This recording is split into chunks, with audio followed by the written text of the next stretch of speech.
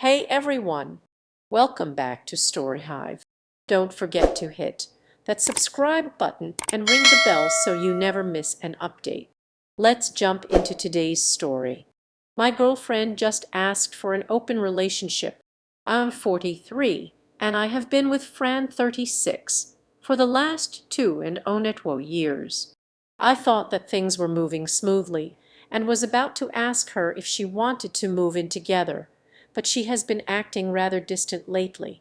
I decided to wait a little and see if she would bring something up. Out of nowhere last Friday, she asked me to open the relationship. She gave me her big speech, and when she finished her presentation, I asked her if she already had someone in mind, because it's not like we decided today and are basically going out with other people tomorrow. I tricked her into telling me what I already knew. Yes, she already had someone in mind. This means either she already did it or she has it all set up. So I got up and walked around the apartment while she was trying to sell the idea that this could be good. By the time she finished talking, I handed her one of my sports bags with all her stuff in it and told her to leave the spare key on the table on her way out, that we are done and she knows why. Then I went to the couch and turned on the television, just trying to look indifferent and to save face. She was speechless for a while, about to cry, but before she could say something I told her that I didn't want to talk about anything and that she should leave. As soon as she left, I felt like crap, like I was so unworthy, and I started to cry a little. As of right now, I'm still mourning. My phone has been almost nuclear with all the calls and texts I've received from friends on both sides about my extreme reaction to her supposedly simple request.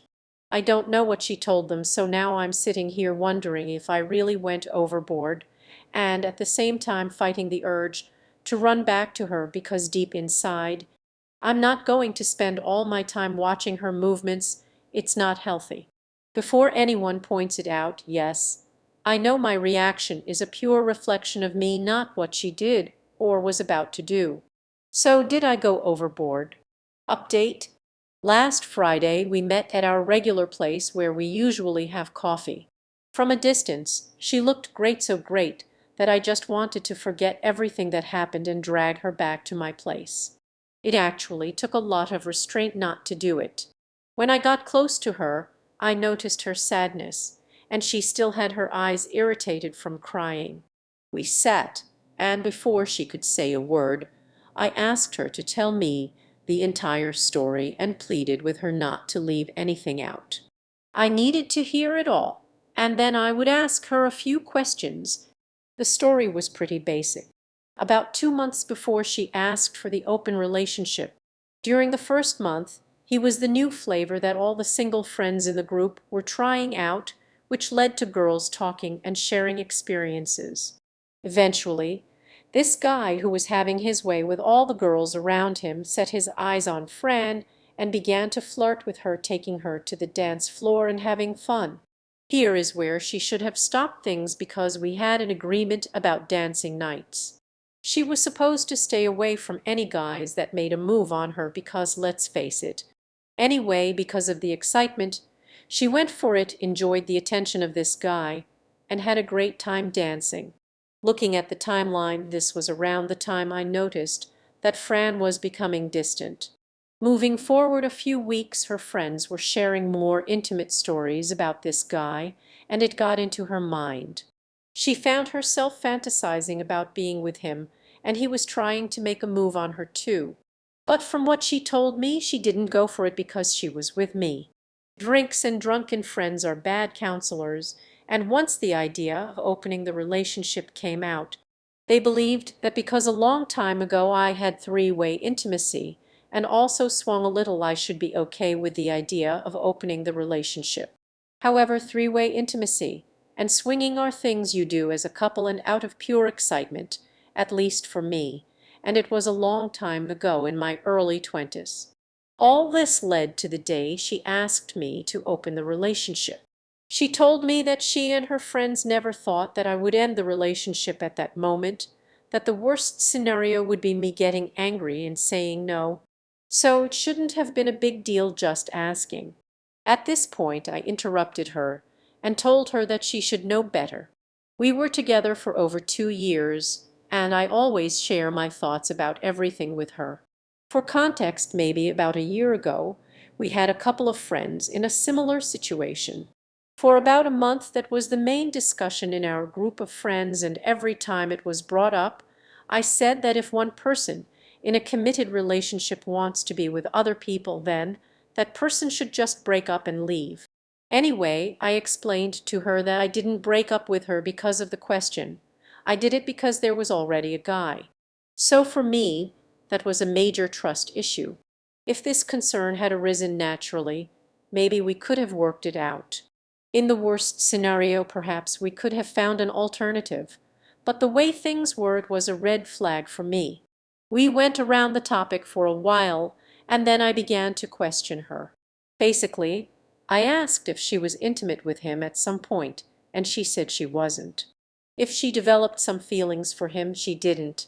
And lastly, if she has seen this guy again, and that was also a no. Even if that isn't much, it was a small relief. But I explained to her that I can't go back to her, and that I need to close this for my own health. Also, I told her that we share a lot of friends, and I don't want to lose any of them because of this. It wouldn't be fair to ask them to choose, so we should behave like adults and keep things friendly. Then she said how sorry she was, and that if she could she would undo everything, but she knew it couldn't be done. She was about to cry, and I was too, so it was a good moment to ask for the check and leave. I walked her to her car, opened the door for her, and she started crying right then and there.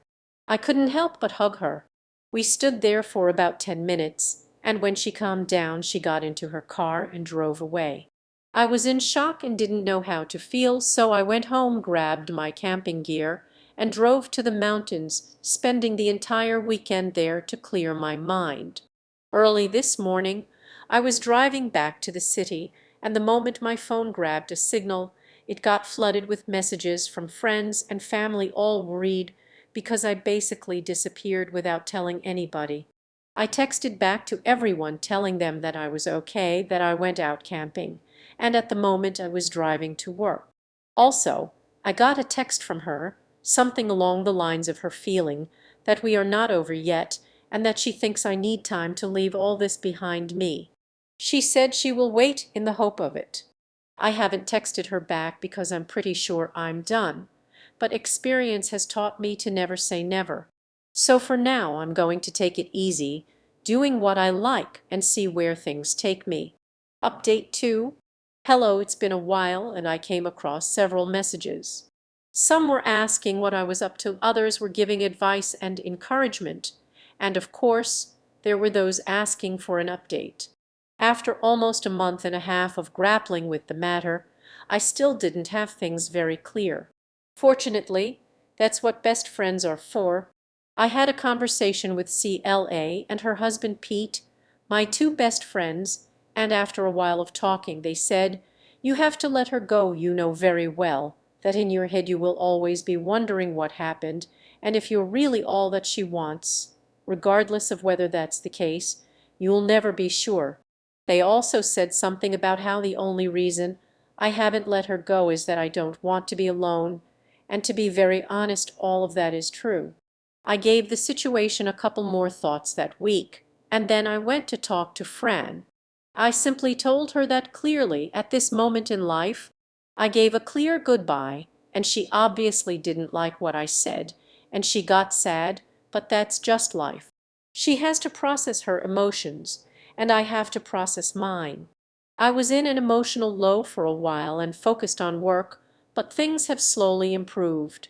No, I'm not seeing anyone, and I have no intentions anytime soon. I think it's a good opportunity to behave like an immature 15-year-old in the body of a 43-year-old, play video games, go camping, and be the envy of all my friends whose wives or partners don't let them go out to play. Update 3. It's been a while since my last update, so here's where I am now. After that intense breakup with Fran, I spent a lot of time processing everything. I took my friend's advice and really tried to think things through. CLA and Pete, my two closest friends, helped me see that I needed to let go. They pointed out that I was probably holding on because I didn't want to be alone, and that no matter what, I'd always be wondering about what might have been. So I had another conversation with Fran. I told her that we clearly wanted different things in life, and that it would be better for both of us to move on separately. It was a tough conversation, and she was understandably upset. But it felt like the right thing to do. She needed to process her emotions, and I needed to do the same. I've been focusing on work and taking care of myself. I'm not dating anyone right now, and I'm not planning to anytime soon. Instead, I'm indulging in activities that make me happy, playing video games, going camping, and just enjoying my own company.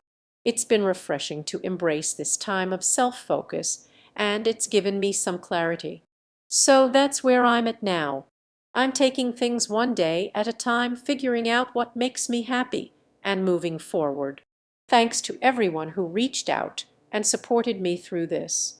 Thanks for tuning in to today's Reddit story. If you enjoyed it, please give this video a thumbs up and share it with your friends. And if you haven't already, make sure to hit that subscribe button and ring the bell so you never miss out on more amazing stories. See you next time.